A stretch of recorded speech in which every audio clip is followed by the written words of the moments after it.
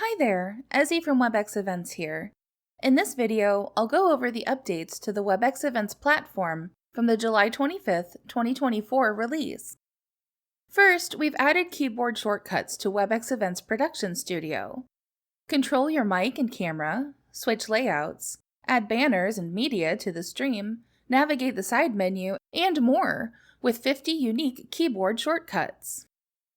With this release, attendees in your live stream on both iOS and Android devices can switch to different apps or lock their screens while a video is playing, and the audio will continue to play without any disruption. Let's go over these updates.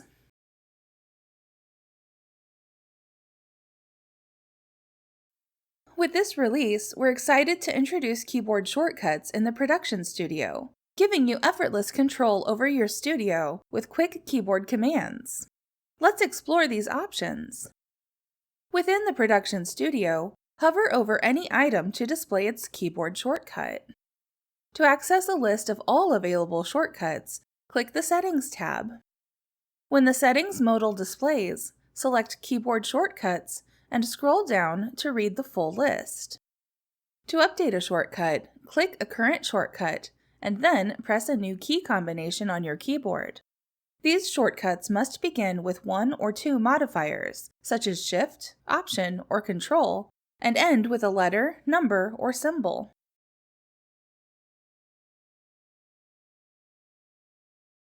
Before this release, attendees joining a live stream on their mobile device were required to keep the app open and active to stream audio and video content. With this release, we've added continuous audio playback capabilities on both iOS and Android devices when attendees switch to different apps or lock their screens while a video is playing. On a mobile device playing a live stream, if you switch apps or lock your phone, a media control appears and you can tap the buttons to pause, play, or navigate forward or backward in the stream.